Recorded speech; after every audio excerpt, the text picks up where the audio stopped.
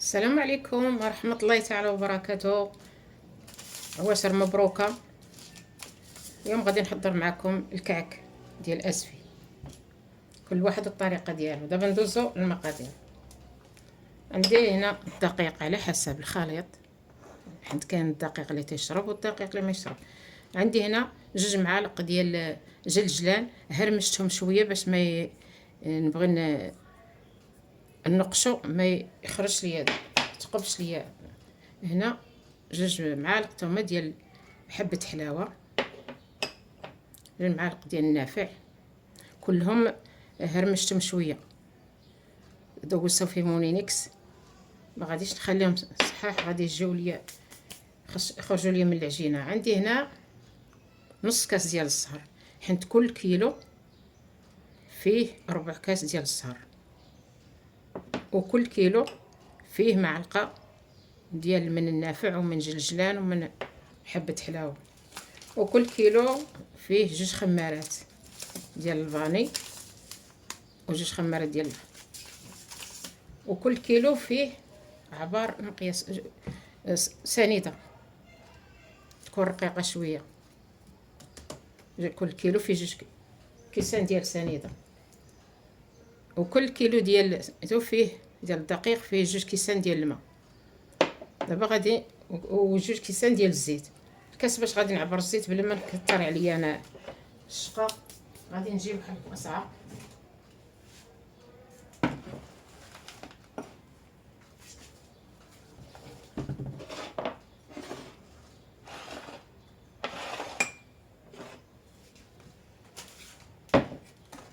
غادي نجيب القصعه ديالي كما كتشوفوا. غادي نعبر السكر،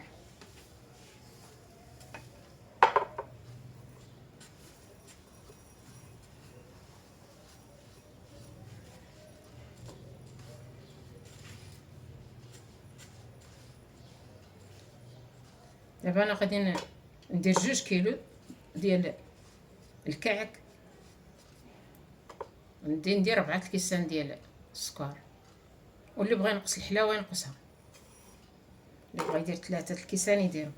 هما لورمان في العبار ديال الخليط كيجي 2 كيسان 2 كيسان في الكيلو، نص كيلو كاس. دابا غادي ندير ساينده، غادي نقدر نقص شويه على الحلاوه بزاف، هي راه لورمان غادي يكونوا 2 كيسان، ولكن غادي نقص واحد نص كاس، نديرها 3 الكيسان ونص ديال السنيد. 2 كيسان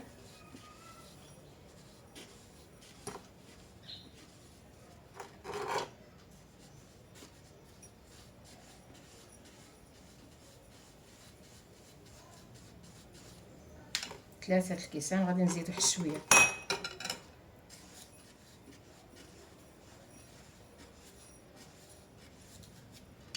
درت 3 الكيسان ونص، نقصت شويه من الحلاوه.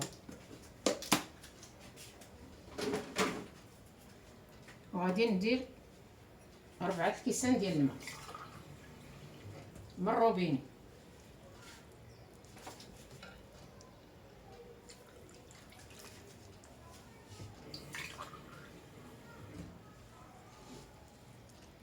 جوج كيسان، 3،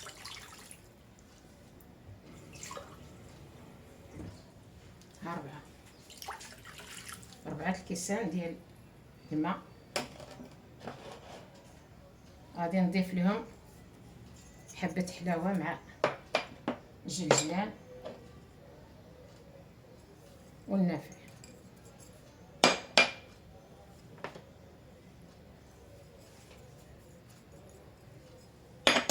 ونضيف نص كاس ديال الزهر. دابا باش بقى لينا الزيت، غادي نعبرو 4 الكيسان ديال الزيت. انا على حساب الحلاوه ما كنبغيهاش بزاف، نقص هذاك نص كاس ديال السكر. هما راه 2 كيسان في الكيلو. الكاس الاول الكاس الثاني، الكاس الثالث،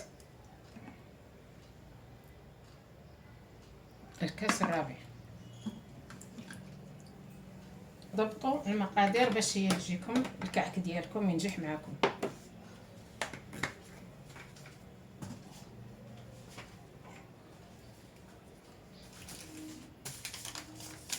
دابا غادي نديرو الفاني، الكيس الاول،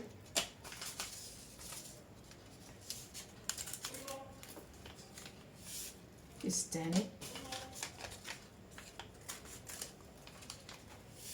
الكيس الثالث، وكل واحد يدير القياس اللي يحب. الكيس الرابع، يعني كل كيلو راه فيه 2 كيسان زيت، 2 كيسان ماء، و2 كيسان سكر، و2 خمارات، و2 فاني. واضحه الامور.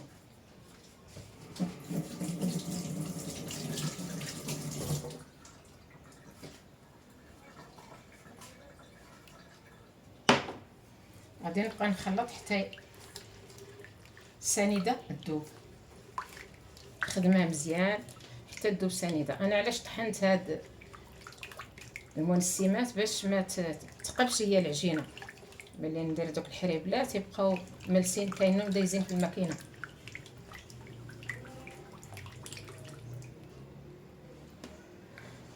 ومن بعد ملي تذوب غادي نبدا نزيد في الدقيق. نسيت ما ذكرتش معكم قبيصه ديال الملحه، ضروري الحلوه تجي فيها شويه الملح.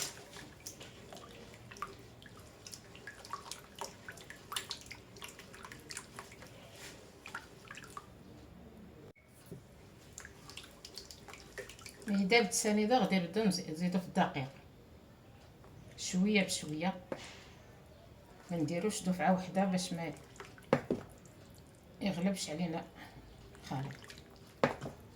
وحنا نصبو في الدقيق وفي نفس الوقت كنخلطو.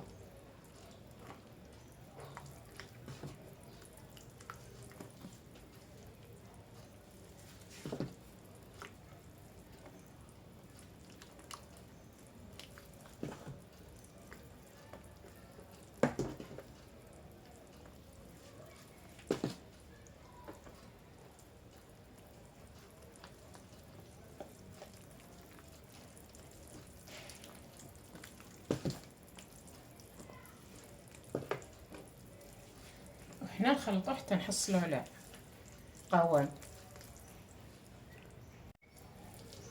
دابا غادي نضيفو الخميره،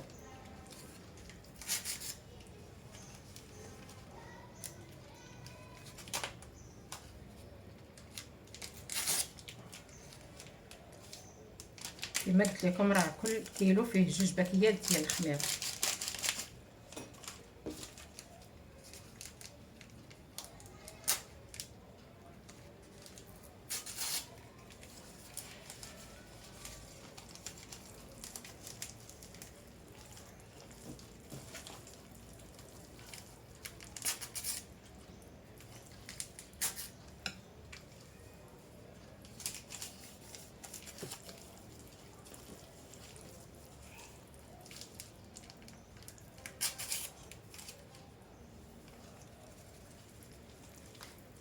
ونضيفو الدقيق.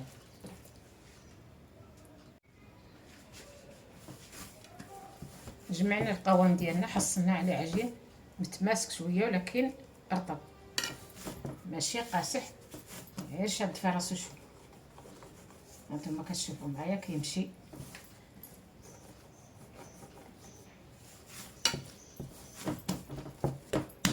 دابا ملي جمعنا الخليط ديالنا غادي نبداو نشكلو. القياس اللي غادي ديرو كل واحد بغيتوه كبير ديرو 45 غرام ولا 50 غرام، بغيتو يكون مميز ديرو 40 غرام برك. دابا غادي نبداو نشكلو، غادي نبداو نشكلو حنا في الكعك ديالنا. غادي نحربلو حريبلات كما تشوفوا معايا. على هذا الشكل نمشيو مع الكويرات. كيفاش قداش؟ تقريبا 40 غرام. عندكم ميزانكم، اللي بغى يدير الميزان يعبر. الميزان ما عنديش، خاسر ليا، وندور على الكاس باش ناخذ العبار مضبوط ديال الدائره على هذا الشكل. ما غاديش نديرو، غادي نقيس عليه، هي اللي نمشي باش نقش.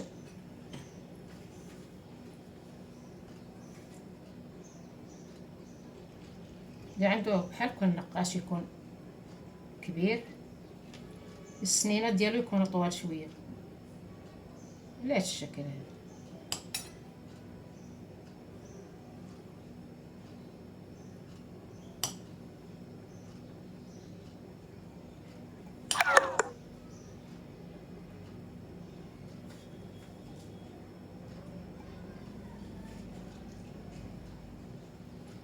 دابا ناخذ الدوره ديال الكاس ونحط هذاك الرويس الرقيق هنايا، ونحاول نضغط به على الراس ديالي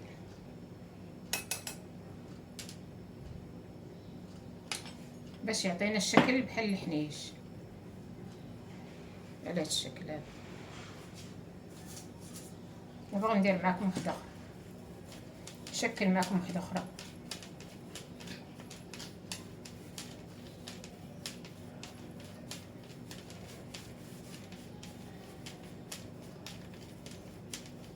واللي نقشناها شكلنا نديروها في الفران طيب باش نجيو مع على هذا الشكل. كتقيسوا على الدائره ديال الكاس باش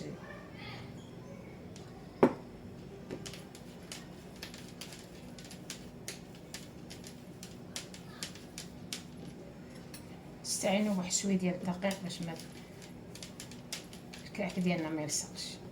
نمشيو تاني نقشو على هذا الشكل.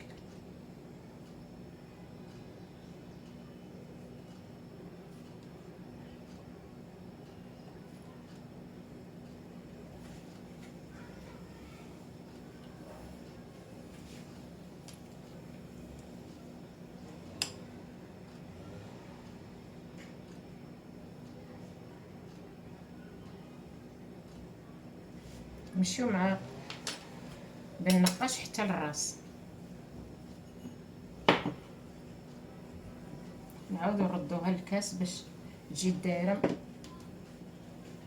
ونحطو هذاك الرويس ديال الحنيش كما يقولوا ليه راس الحنش، ونحاول نضغط بهذا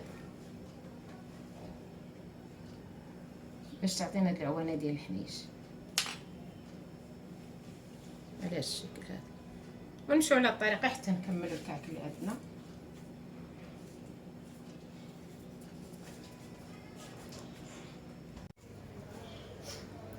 الشكل النهائي ديال الكعك ديالنا كيفاش جا، محمر